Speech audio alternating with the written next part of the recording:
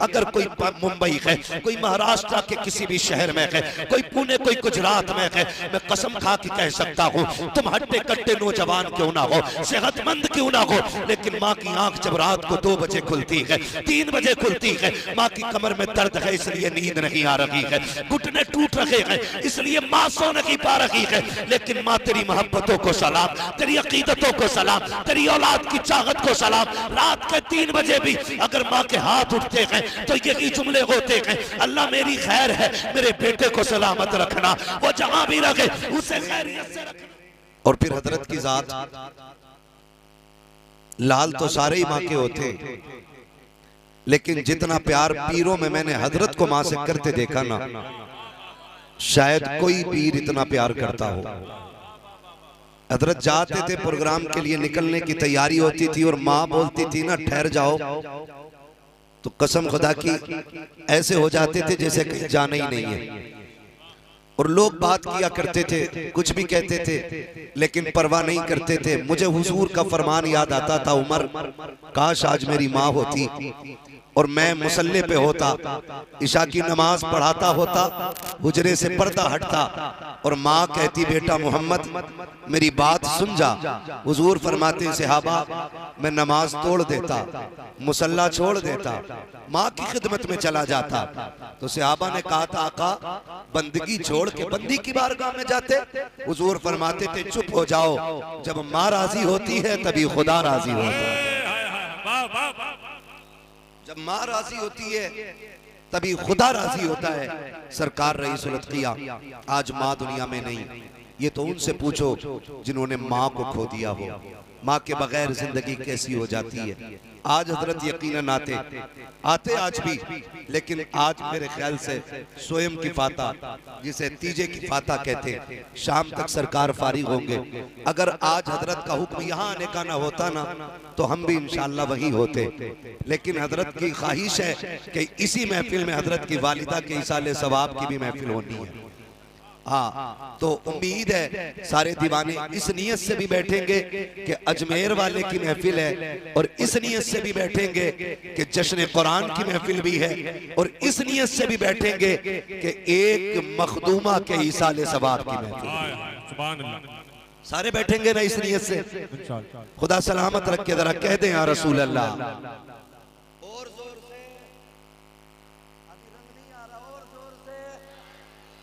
माशाअल्लाह जिन्होंने हाथ उठाए अल्लाह उन्हें माँ बाप के साथ उम्रे का सफर नसीब फरमा दे। आमीन आमीन आमीन। तो आज रईसुल अत्किया हम भाई रख दो हाथ में ना, तो मुझे थोड़ा बोलने तवज्जो है ना, वो नहीं आए।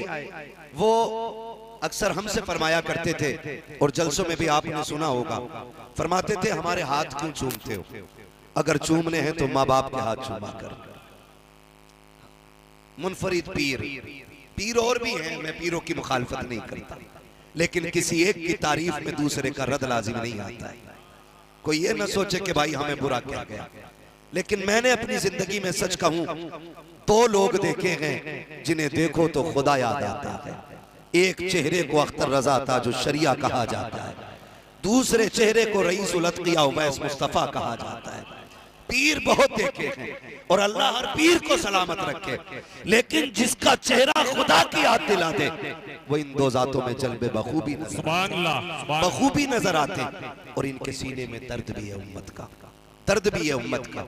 कई बार आप देखेंगे लोग भीड़ लेके घूमते, आगे पीछे कहते हैं 2 गाड़ियां लगा देना हैदर साहब, 4 लोग आगे नारा लगाने वाले हो, 5 लोग पीछे से कहने वाले हो हुजूर आ रहे हैं, हुजूर आ रहे हैं, तब बंदे तशरीफ लाते हैं। लेकिन मैं इन दोनों की अगर बात करूं, सरकार ताजुश शरिया की बात करूं, तो आपसे भी लोग मिलने के लिए आते थे, मुसाफा करते थे।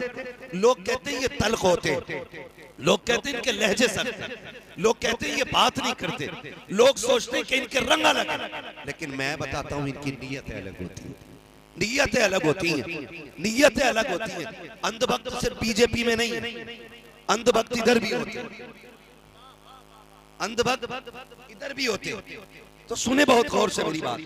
सरकार ताजुश शरिया की बारगाह में लोग आते, मुसाफा करते बैत होते, मुरीद होते, आशिक भाई या यूसुफ भाई से हजरत कहते थे लोग चले गए, तो वो कहते थे नहीं खड़े, तो फिर हजरत गुस्सा होते, वो फरमाते यहाँ क्या देख रहे, ये कोई कश्मीर की वादी तो नहीं, यहाँ क्यों खड़े हो, मुसाफा हो गया जी। फरमाते थे जाओ, अगर नहीं जाओगे तो बच्चों के लिए हलाल रोजी कहाँ से कमाओगे। ये बड़ी बात है, हलाल रोजी का होना सबसे बड़ी बात है। दूसरी जात सरकार रईसुल अतकिया की जात है। लोग कहते हैं ये बात नहीं करते, ये ठहरते नहीं, ये रुकने नहीं देते, ये जानते हैं हमारी मुलाकात से ज्यादा हलाल के लुक्मे हैं। और अक्सर बुजुर्गों से ताल्लुक रखने वाले गरीब लोग होते हैं। उस्मान गनी के नौकर तो कभी नजर आते हैं। अमीर होना अलग बात है, लेकिन उस्मान गनी जैसी दौलत का होना यह अलग बात होती है, ये अलग बात होती है। पैसे वाले हो के मरे तो क्या मरे, मुझे वो बात आज तक भूली नहीं। सरकार उवैस मुस्तफा साहब क़िबला ने बताया था, लोग आते और अपनी अपनी ख्वाहिश जाहिर करते। कोई कहता मेरे साथ उम्रा करने चले, कोई कहता मेरे यहाँ दावत खा ले, कोई कहता है कि मेरे यहाँ आ जाएं, मैं आपको ये कर दूं वो दे दूं। लेकिन कहां से लाओगे ऐसे लोग, मैं वो बात भूल गया। वो पूछा था ना कि ऐसे लोग नहीं मिलते जिनका किताबों में जिक्र है। उन बुजुर्गों ने कहा था पगले जो हैं उनकी कदर कर ले, कल चले जाएंगे तो फिर इन्हें ढूंढता रह जाएगा, कल चले जाएंगे तो इन्हें ढूंढता रह जाएगा। मैं कोई सफाई नहीं दूंगा, अपनों को सफाई देने की जरूरत नहीं पड़ती, और जिन्हें सफाई की जरूरत पड़ती है वो किसी भी दलील से माना नहीं करते। बात ही खत्म हो गई है। जिन्हें सफाई की जरूरत पड़ती है वो किसी भी दलील से माना नहीं करते। हजरत फरमाया करते लोगों मेरे हाथ चूमने से ज्यादा जरूरी है माँ के हाथ चूम लो, माँ के हाथ चूम लो। तारीख गवाह है, माँ का जनाजा उतना आसान नहीं होता है। बड़े बड़ों की कमर टूट जाया करती है, बड़े बड़े झुक जाया करते, बड़े बड़े रो देते माँ के जनाजे पे। खुदा आपको सलामत रखे। माँ बाप की जिंदगी है तो कदर कर लीजिएगा, एहतराम कर लीजिएगा, वरना तारीख का वो बाप खोलू। मेरे नबी ने बाप का साया देखा ही नहीं। जब आंख खुली तो माँ की गोद में पाया, और फिर हलीमा सादिया लेकर के चली गई। वक्त भी कम हुजूर ने माँ के साथ गुजारा, वक्त गुजरता रहा। फिर 4 साल के बाद हुजूर पलटे माँ की बारगाह में आके रहे। 2 साल रहे, 6 साल की उम्र तक। और हुजूर माँ से इतना प्यार करते थे ना कि हुजूर लेटते भी थे तो माँ के बाजू पे सर रख के लेटा करते थे। आज हैरत होती है, बेटे को तकिए इतने नरम मिल गए कि आज माँ के बिस्तर का ख्याल नहीं। हम तो ये भूल जाते कि जब हमारे पास तकिया कोई नहीं था तो हम माँ के कंधे पे सर रख के सोते थे। जब तकिया ही कोई नहीं था तो माँ के बाजू पे सर रख के लेटा करते थे। और ये सिर्फ मेरी कहानी नहीं, ये सिर्फ आपकी कहानी नहीं, ये नबियों के इमाम की कहानी है। हुजूर फरमाया भी करते थे, मुझे आज तक वो माँ के साथ लेटना याद आता है जब मैं माँ के बाजू पे सर रखता और मेरी माँ अपने चेहरे पे दुपट्टा डालती। अजीब होती है माएं, अजीब होती हैं, खुद बिस्तर पे पड़ी रहती हैं लेकिन फिक्र बेटों की सताया करती है। तुम में से कोई कोयत जाता है, कोई दुबई जाता है, कोई अमेरिका जाता है, कोई कहीं जाता है, कोई कहीं जाता है कमाने के लिए। अगर कोई मुंबई है, कोई महाराष्ट्र के किसी भी शहर में है, कोई पुणे, कोई गुजरात में है, मैं कसम खा के कह सकता हूँ तुम हट्टे कट्टे नौजवान क्यों ना हो, सेहतमंद क्यों ना हो, लेकिन माँ की आंख जब रात को 2 बजे खुलती है, 3 बजे खुलती है, माँ की कमर में दर्द है इसलिए नींद नहीं आ रही है, घुटने टूट रहे हैं इसलिए माँ सो नहीं पा रही है। लेकिन माँ तेरी मोहब्बतों को सलाम, तेरी अकीदतों को सलाम, तेरी औलाद की चाहत को सलाम। रात के 3 बजे भी अगर माँ के हाथ उठते हैं तो यही जुमले होते हैं, अल्लाह मेरी खैर है, मेरे बेटे को सलामत रखना, वो जहां भी रखे उसे खैरियत से रखना। और तुम्हें खुदा का वास्ता दुनिया के किसी कोने में चले जाओ, अपने बाप को भूलना मत, माँ को याद रखते रहना। कितने बेटे ऐसे हैं बीवी से रोज फोन पे बात करेंगे लेकिन माँ से महीने में 1 दिन बात करते हैं। तुमने बाप को बड़ा फोन तो ले दिया लेकिन बात करने के लिए 2 मिनट का वक्त नहीं है। क्या करोगे ऐसे फोन दे करके कि जिस पे बाप के पास तुम्हारा कॉल ना आता हो। बाप कभी उल्टा करके फोन देखता है, कभी सीधा करके देखता है, बटन दबा के देखता है, उठा उठा के देखता है, कभी हिलाता है। वो तो बड़ा सीधा सीधा के, उसे तो पता ही नहीं खराब क्या होता के, चुप क्या होता के, वो तो मोबाइल की खामोशी को खराबी समझ लेता के, बेटे की बेवफाई को नेटवर्क प्रॉब्लम समझ लेता के, कभी बाहर निकलता के, कभी अंदर आता के, कभी छत पे जाता के, काश बेटे का कॉल आ जाए, काश बेटा दो बातें कर ले। और परदेश में रहने वालों, दौलत कमाओ तुम्हारी मर्जी है, लेकिन याद रखिएगा कल दौलत होगी माँ बाप नहीं होंगे, कल पैसा होगा दौलत होगी मगर माँ बाप नहीं होंगे। अल्लाह ने माँ बाप दिए हैं, आज वक्त इन्हें दे दो, इसलिए कि दौलत मेहनत से मिलती है, माँ बाप खुदा की रहमत से मिला कर। नारे तकबीर, नारे रिसालत, जलसे दस्तारबंदी, नारे तकबीर, नारे रिसालत। वो जो है सारे लोगों की कदर करें, माँ बाप की खुदारा कदर करें। मेरे नबी एक दिन बाहर से घूमते हुए आए, अंदर घर में कदम रखा ना माँ नजर नहीं आई। थके तो नहीं आप लोग? नहीं थके ना? बात समझ पा रहे ना मेरी? समझ में आ रही है? जितनों को साफ समझ में आ रही वो कहते जरा या रसूल अल्लाह। जी सलामत रहे, अल्लाह आपको बरकत अता करे, बगदाद वाले का खुदा सदका अता करे आपको। भाई हुजूर आए ना अंदर, माँ नजर नहीं आई। जब माँ नजर नहीं आई ना, आसमान की तरफ देखा, अल्लाह माँ किधर गई? माँ नहीं मिल रही है। नौजवानों सच बताओ, बंगले बना लो, बिल्डिंगें बना लो, उसमें हजार आसाइश और आराम के सामान रख लो, लेकिन घर में बूढ़े माँ बाप ना हो ना, तो वो बंगले भी शमशान लगा करते हैं। घर छप्पर का हो और चिराग माँ के चेहरे का जल रहा हो ना, अल्लाह उस छप्पर में भी महलों से ज्यादा सुकून अता फरमा देता है। बड़ी बात होती है। मुझे कभी कभी रोना आता है। कई नौजवानों ने बाहर से फोन किया, मेरे लिए दुआ कर दे, अल्लाह मुझे माफ कर दे। मैंने कहा यार कौन सी गलती कर बैठा? उसने कहा जी दौलत की तमन्ना थी, पैसा कमाने आ गया, लेकिन आज रोना आता है। जनाजा उठा ना, मैंने फोन पे माँ का जनाजा देखा, मैं कंधा ना दे सका। मैं कहता हूँ, कसम खा के कहता हूँ, जो दौलत छूट गई है ना, मेरे जैसे हजार नहीं लाख मौलवी भी दुआ करके तुझे वो दौलत नहीं दिलवा सकते। हाँ, नसीब वाले बेटे होते जिन्हें माँ के कंधे और बाप के जनाजे को कंधा देने का वक्त मिल जाता है। ना जाना बाहर यार, और जाओ ना तो आप ना इतना कमाओ कि उसी पैसे से टिकट लगा के ना 6 महीने में माँ बाप के पास आके बैठ जाया करो। कभी उनके साथ लुकमे खाया करो, रोटी खाया करो। बड़ा खाली खाली लगता है घर, माँ बाप ना हो ना, बड़ा खाली खाली लगता है। ईद के दिन देखना, ईद के दिन भला बेटा बताओ, मैं कसम खा के कहता हूँ, दुनिया हाथ चूमने वाले, दुनिया हाथ चूमने वाले। हम वो कम नसीब लोग हैं जिन्हें मखदूमा के जनाजे में हाजिरी का शरफ ना मिला। क्योंकि मैं खुद अपनी बात बताऊं, जब मुझे खबर मिली, मैं नागपुर एयरपोर्ट से बाहर निकला और गाड़ी में बैठा, फिर मैंने मोबाइल जेब से निकाला फुर्सत में, क्योंकि सफर की इतनी थकन होती है ना, मोबाइल छूने भी हिम्मत नहीं होती। हाँ, बंद था नंबर मेरा, क्योंकि फ्लाइट मोड पर था, फ्लाइट में था। तो मैंने फोन खोला तो एक मौलाना महराज साहब है हमारे दोस्त, उनका कॉल आया। उन्होंने कहा तुम्हें कुछ पता है? मैंने कहा नहीं। उसने कहा उन्होंने कहा हज़रत की वालिदा का इंतकाल हो गया। यकीन करें, बस फिर क्या था, मैं सोचने लग गया कि हजार तकलीफें हजरत की जिंदगी में रहते हैं, लेकिन जब कभी माँ का जिक्र हजरत फरमाते थे ना, तो दुख भूल जाते थे। और ये बात भी सच्ची है यार, हजार दुख जिंदगी में हो और माँ हो ना, तो फिर दुख नहीं लगते, फिर दुख नहीं लगते। और माँ ना हो ना, हजार ऐश भी हो ना, तो ऐश भी दुख लगते, ऐश भी दुख लगते। बड़े रोते हैं वो बेटे जब ईद का दिन होता, कपड़े नए होते, जूते नए होते, सारी ड्रेस नहीं होती है यार, बाहर मुबारकबादियां देते हैं। जब घर में जाते हैं ना, माँ बाप नहीं दिखते ना, तो कसम खुदा की वो ड्रेस फीकी लगती है, वो कपड़े अच्छे नहीं लगते, भले हमने ईद के दिन पहने हो। बड़ी बात होती है घर में मुबारकबाद देने वाली माँ हो, बड़ी बात होती है। अल्लाह से दुआएं मांगा करो, अल्लाह हमारा दरवाजा खाली ना करना, अल्लाह माँ को सलामत रखना, अल्लाह उनकी उम्रों में बरकत दे। जाना सभी को है, आपको भी जाना, मुझे भी जाना है। खुश नसीब बेटे होते हैं जिनके जनाजे पे दुआएं देने वाले माँ बाप होते हैं। ये बात कह रहा हूं। और दुख कितना किसको है, ये अपनी जगह बात है। अल्लाह से माँ बाप की जिंदगी मांगा करो लंबी। हुजूर आए, माँ नहीं दिखी, अल्लाह बाप का साया पहले नहीं, माँ नजर नहीं आ रही।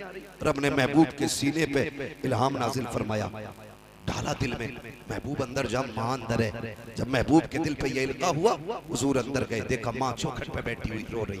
अंदर कमरे में माँ रो रही।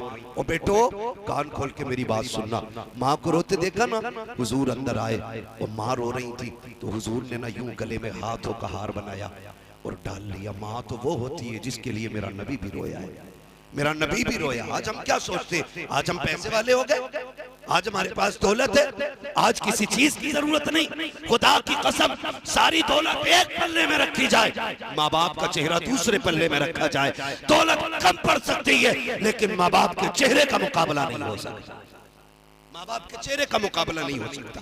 हुजूर आए, माँ के गले में यूं हाथ डाला और जब कहा अम्मी रो रही हो, कभी आप भी देखना एहसास होगा। जब कोई बंदा अंदर छुप के रो रहा हो ना और किसी को खबर ना हो ना, तो वो घुट घुट के रोता है ताकि किसी को खबर ना हो। और अगर कंधे पे कोई हाथ रख के कहे यार क्या हो गया, बस फिर सब्र के बंधन टूट जाते हैं।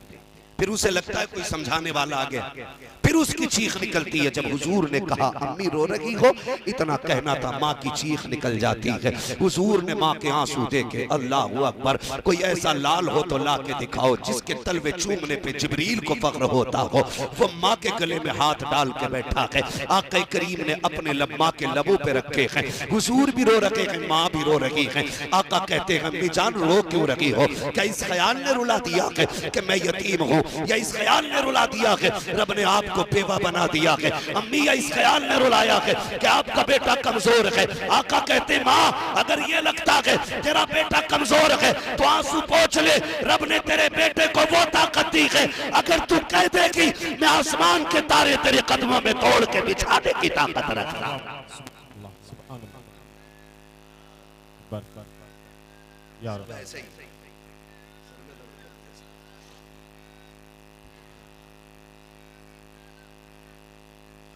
अल्लाह से माँ की लंबी उम्र की भीख मांगा करो। माँ ने क्या कहा था जो है सारे लोगों की, मेरी बहनें भी आई हैं और भाई भी बैठे, जवान भी हैं, बूढ़े भी हैं, बहुत गौर से मेरी बात सुनिएगा।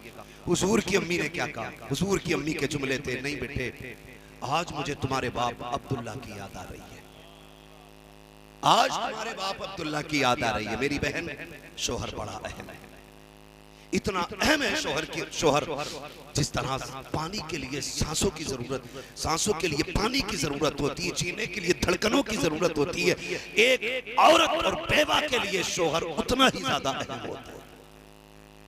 मेरी बहन कान खोल के सुन, कभी बद्दुआ न करना, कभी मौत न मांगना उसके लिए, कभी ये मत कहना तू मर जाए, कभी यूं मत कहना तू कफन में लिपट के आए। तू नहीं जानती है ये जो परदेश जाता है ना, ये जो बाहर जाता है, तुझे क्या लगता है ये अपने शौक के लिए धक्के खा रहा है, ये अपने शौक के लिए गर्मी बर्दाश्त कर रहा है, ये इसलिए लोगों की गालियां सुनता है ताकि तू इज्जत से घर में रह सके, ये इसलिए लोगों की गालियां बर्दाश्त करता है ताकि तेरी इज्जत सलामत रह सके, ये इसलिए लोगों के ताने सुनता है ताकि कोई तुझ पे उंगली ना उठा सके। और तू कहती है मर जाए तू कफन में लिपट के आए। सुन, अगर तुझे 4 बेटों पे नाज है, 8 बेटों पे घमंड है तो सुन, बेटे बेटे होते हैं, शोहर शोहर होता है। वो औरतें जो बेटों के लालच में आकर के शोहरों को टुकरा देती हैं, मैं कसम खा के कहता हूँ आज जितने चाहे ताने दे ले, आज जितनी चाहे गालियां दे ले, एक दिन वो आएगा जिस दिन ये कफन में लिपट जाएगा। खुदा की कसम आज तुझे लगता है तेरे 4 बेटे तुझे रानी बना के रखेंगे,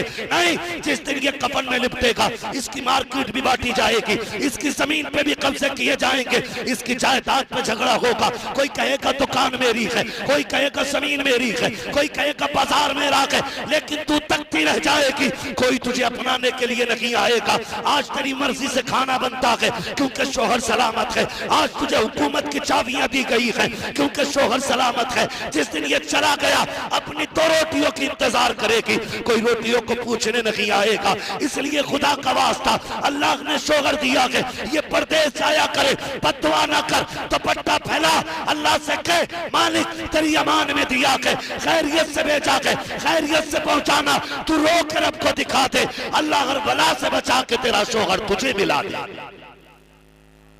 लेकिन दिल के भगोले जल उठे सीने के दाग, घर को आग लग गई, घर के चिराग, हमारे घरों में केबल क्या लगे, डिशे क्या लगे, वाईफाई क्या लगे, हमारी बेटियां सीरियल पे उतर आई, जो सीरियल की 2.5 घंटे वाली जिंदगी है वो रियल लाइफ में उतारी और झगड़े शानो शौकत समझे। बहन, जिंदगी ऐसे नहीं गुजरती जैसे तुम सीरियल में देखती हो, जिंदगी ऐसे गुजरती है जैसे मुस्तफा की जिंदगी की हिस्ट्री में नजर आया करती है, ऐसे जिंदगी गुजरती है। खुदारा अल्लाह से लंबी उम्र की भीख मांगो, दुआएं मांगो। मुश्किल होती है जिंदगी, माँ बाप के बगैर भी मुश्किल होती है, शोहर के बगैर भी जिंदगी मुश्किल होती है। अल्लाह सबके माँ बाप को सलामत रखे। ये हमारे साथ फारिगीन में मौजूद है, साथ फारिग हजरत अल्लाह मौलाना शफीक साहब किल्ला। मैं हजरत से पूछ रहा था कि ये बच्चे पलते किधर हैं, कहने लगे खाना पीना सारे ही मदरसे में होता है।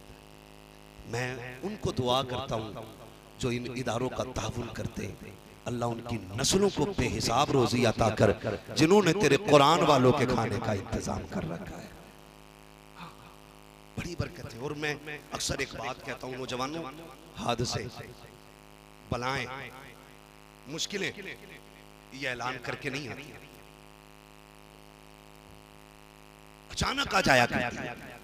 और जब तक हम दुआ कराने के लिए किसी की चौखट पे जाते हैं ना, तब तक बेड़ा गर्क हो चुका होता है, तब तक हम फंस चुके होते हैं। जिंदगी में ऐसे काम करो कि मुश्किलें आने से पहले किसी की दुआएं हमारा सहारा बन जाया करें। असल ये चीज होती है, मुश्किलें आने से पहले किसी की दुआएं हमारा सहारा बन जाया करें। दौलत, शोहरत, कई बार लोग कहते हैं यार भाई क्या हो जा रही है, कितनी शोहरत पाई है यार, जिंदगी हो तो तेरे जैसी है। तो मैं एक बात अक्सर कहता हूँ, क्या जिंदगी है, क्या कामयाबी है, ये जुब्बा, ये कुब्बा, ये टोपी और ये शोहरत है, ये नाम कुछ भी नहीं। सच करें, कामयाब अभी नहीं हुए हैं, कामयाब तब होंगे जब मौत ईमान के साथ आ जाएगी, तब कामयाबी है। अभी कोई कामयाबी नहीं।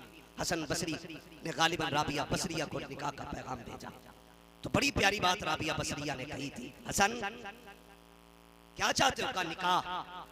फरमाने लगे निकाह तो मैं कर लूंगी, थोड़ी सी उलझने हैं वो खत्म हो जाएं। का बताइए ना क्या है?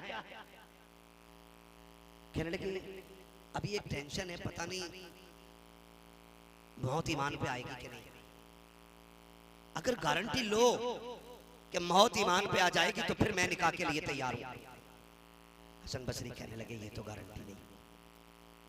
ये वो लोग हैं, ये वो लोग हैं जो रातों को उठ उठ के अल्लाह को रो रो के पुकारा करते थे,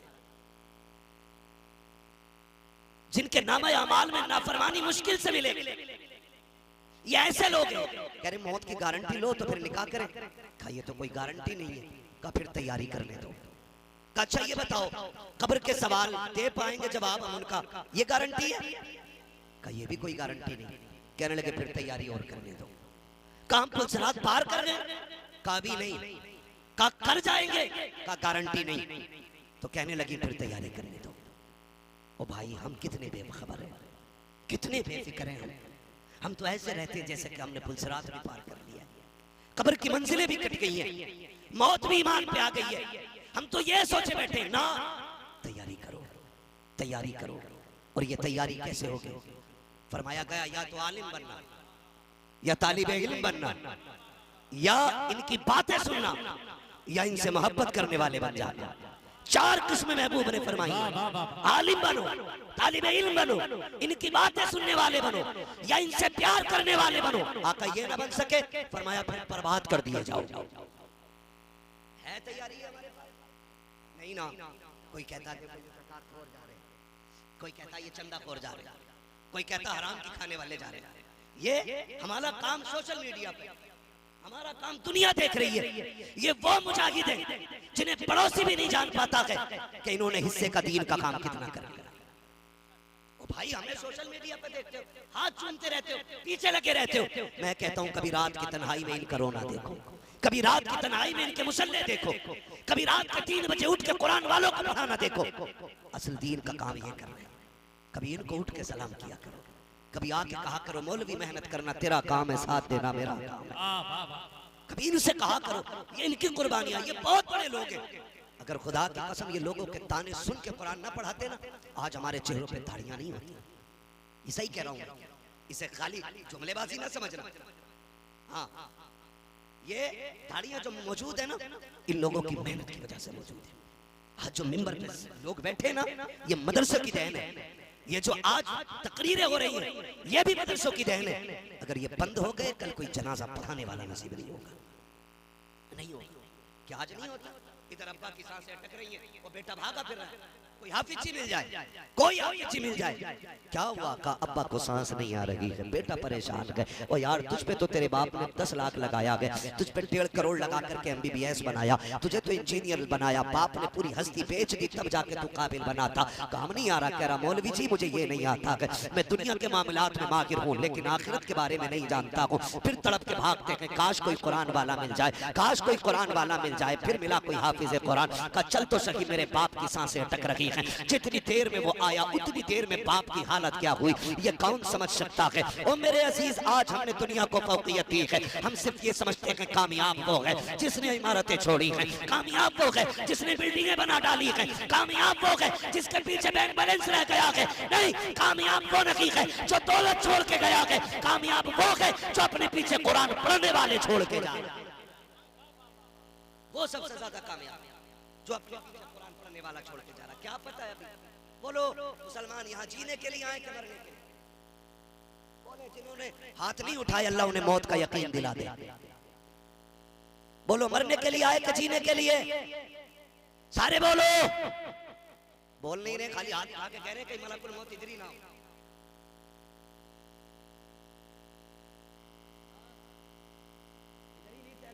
डरो मत, जब मौत आएगी कोई माई का लाल बचा नहीं पाएगा, और जब तक मौत नहीं है ना तब तक कोई माई का लाल गिरा नहीं पाएगा।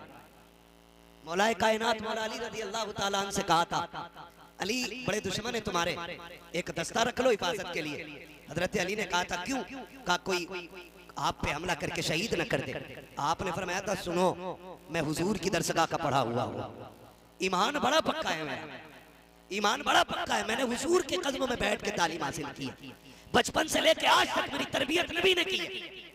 फिर अली का ईमान है, जब तक मौत नहीं आ रही ना तो मौत खुद अली की हिफाजत करती रहेगी, और जब वक्त आ जाएगा ना तो फिर 7 ताले भी अली की जिंदगी की हिफाजत नहीं कर पाएंगे। तो मौत जब आनी है तब आनी है, तो डरो मत के अभी पीछे खड़ी है, और ये भी मत भूलो कि मौत दूर है। मौत सर पे है और मौत बहुत दूर भी है, दोनों बातें याद रखना। मौत बहुत करीब भी है और जब तक टाइम नहीं आया बहुत दूर भी है। बताओ, मरने के लिए आए या जीने के लिए? ये पीछे वाले कतई हाथ नहीं उठा रहे, अल्लाह इन्हें मलकुल मौत का जलवा दिखा दे। मौत नहीं मांगी, जलवा कभी भी आ सकते हैं ना, मुलाकातें नहीं हो जाती है ना। मरने के लिए आए या जीने के लिए? हाँ देखो, इतना डर है, सबके हाथ उठ गए। मरने के लिए हम आए। असल जिंदगी हमारी कब्र से शुरू होती है, ये हमारी असली जिंदगी नहीं। असल जिंदगी मरने के बाद है। वो कब्र की मंजिलें, वो अंधेरे कब्र के, वो तन्हाइयां 70 बार रोज कब्र कहती है आज याद रख तुझे मेरे अंदर आना है, मैं कीड़ों का घर हूं, मैं सांप का घर हूं, मैं अंधेरे का घर हूं। फरमाया गया कि जो रोज मौत को याद करेगा अल्लाह उसे मौत के वक्त शहादत का दर्जा अता फरमा देगा। मौत को याद करने की बरकत है। और किसी अरे यार छोड़ यार, जब देखो तब मरने की बातें करता रहता है, जब देखो तब मरने की ना, याद किया करो। इसी वजह से हुक्म दिया गया कि कब्रिस्तान भी जाया करो, कब्रों को देखा करो। तैयारी है कोई हमारी? हम कितने होशियार लोग हैं, अरे पैसा है, मौलाना को फोन कर देंगे 10 कुरान पढ़वा दो, पढ़वा देंगे, क्योंकि मैंने 10,000 का चंदा दिया है। एक चीज ले ले, या तो सवाब ले ले या फिर बदले में कुरान ले। 10,000 देके कह रहे अब्बा मर गए, 12 कुरान पढ़वा दियो तो मजबूरी है बेचारे की, रसीद का मसला है, वो भी बेचारा कह रहा चलो पढ़ो लग जाओ। एक बात बता, तेरे अब्बा के मरने की वजह से कुरान खानी तो हो रही है, लेकिन इन 100 बच्चों के सबक का जो नुकसान हो रहा है इसका जिम्मेदार कौन है? ये जो 100 रुपए देके मौलवी को बुला लेते हो ना, हमारे उस्ताद फरमाया करते थे, अल्लामा आकिल साहब क़िबला मशबाई, अल्लामा अशफाक साहब क़िबला फरमाते थे, जब कभी समझाने के लिए खड़े होते थे कहते थे दरसगाह ना छोड़ना, एक दिन की छुट्टी से 40 दिन की बरकतें उठ जाया करती। ये अल्लामा आकिल साहब फरमाया करते थे, और मैं कसम खा के कह सकता हूँ, मैंने एदादिया से लेकर फजीलत तक और तखस्सुस साले अव्वल से साले दोम तक मैंने सारी किताबें मुकम्मल पढ़ी, लेकिन कसम खा के कह रहा हूँ जिन किताबों में दरसगाह में जितने दिन हाजिर नहीं हुआ ना, आज तक वो सबक पढ़े हुए भी अनपढ़े नजर आया। ये सही बता रहा हूँ, अब कोई कितने भी काबिल बने, ये दरसगाह जिनमें छुट्टी लग गई घर आगे 4 दिन नहीं गए, उस्ताद ने सबक पढ़ाना शुरू कर दिया। जो 4 सबक छूट गए ना, चाहे वो किसी भी किताब के हो, मैं तो पहली फारसी से लेकर के ना काफिया जामी तक बात करूं, तो भाई मैं कहता हूं कि बिना सख्त मुताले के वो सबक नहीं पढ़ाए जा सकते। कि खुदा की कसम जिन सबकों को हमने उस्ताद की दरसगाह के बगैर पढ़ा, लेकिन कह रहे हैं अब्बा मर गए, जरा बच्चे भेज दियो। कई जगह तो 3-3 दिन अब्बा कब्रिस्तान में बैठा लेते, यार अब्बा तुम्हारा मरा है, इनकी क्या तकलीफ क्यों दे रहे हो, इनकी क्या गलती है जो 3 दिन इन्हें बैठा के रखा है। थोड़ा सा बदले। और एक बात और भी है, ये बात भी मैं खुल के कहता हूं, जो है सारे लोगों की 15 मिनट रह गए, जरा कह दें या रसूल अल्लाह। थके तो नहीं है ना अभी आप लोग? अल्लाह सबको फातेह बिलग्राम का सदका अता फरमाए, ख्वाजा कुतुबुद्दीन बख्तियार काकी का अल्लाह सदका अता करे, अल्लाह आपको फरीद और अल्लाह आपको गरीब नवाज का सदका अता करे, इन तमाम बुजुर्गों का सदका अता फरमाए। मैं क्या बात अर्ज कर रहा था आपसे अभी? क्या कह रहा था मैं आपसे? कब्रिस्तान याद है? अल्लाह करे हमें सबको मौत आए, और ऐसी मौत आए कि नजरों में मुस्तफा का जलवा मौजूद हो। अब तो आमीन कह दो यार, आधी दुआ पे कतई डर गए थे। तो ये मैं अर्ज कर रहा हूँ आपसे, कई बार होता क्या है, जब कहीं दुआ कराने बुला लेते हैं और पर्चा देते हैं कि लो जरा ये बख्श दियो, जब देखो ना तो लिखा हुआ है 78 कुरान शरीफ, तो मैं मुंह देखता हूँ पढ़ने वाला कौन सा जिसने 78 पढ़ दिया। 3000 सूरह यासीन, 18 लाख कलमे, जिन्न आए थे कि फरिश्ते आए थे पढ़ने? ना हमने ना अपने उन्हें हजूर को फोन किया था, तो हजूर ने कह दिया ठीक है 18 लिख लो। तो मैंने कहा हजूर के हजरत अली से तेज कुरान पढ़ता, 3 घंटे में 18 कुरान, और वो भी तजवीद के साथ। दो बातें, या तो पढ़ा ही नहीं गया या गलत पढ़ा। हमसे भी लोग कहते हैं हजरत कुछ कुरान हो तो दे दिए। मैं कैसे कुरान हदिया कराना? नहीं आपके पढ़े हुए। मैंने कहा मैं अपने लिए पढ़ नहीं पाता हूँ, तुम्हारे लिए कहां से रखने गया? ये रस्म चली आ रही है, दे दियो कुछ। ये कौन सा तरीका है? सुन तो सही, बाप तेरा के दर्द तुझे ज्यादा होगा, रिश्ते तेरे करीब के दर्द तुझे ज्यादा होना चाहिए था। आप मुझसे कहेंगे शायद मैं आपकी मोहब्बत में आकर के, चंदे के लालच में आकर के 5 के 15 लिखवा सकूं, लेकिन मुझे बता तो सकी मेरे 15 लिखाने से फायदा क्या होगा?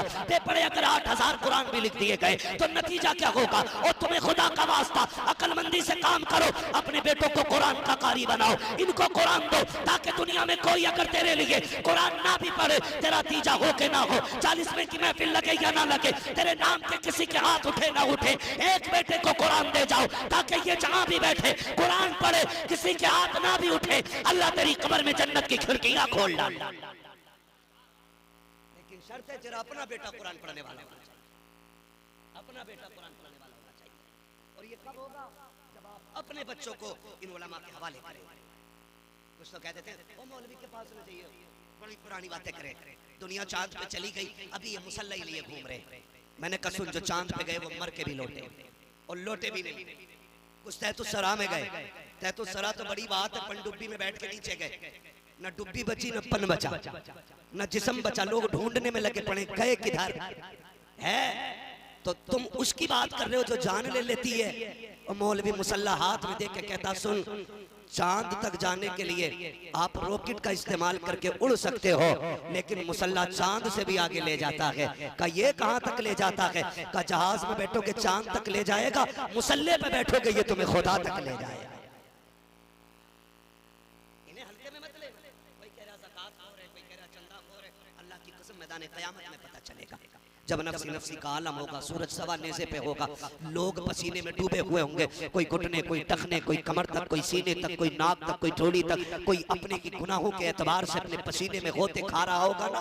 उस वक्त में जब आदम से लेकर आखिरी पैगंबर तक सारे नबियों की उम्मतें जमा होंगी, अल्लाह फरिश्तों को हुक्म देगा, जाओ पूरे मैदान महशर से कुरान वाले तलाश करके लाओ।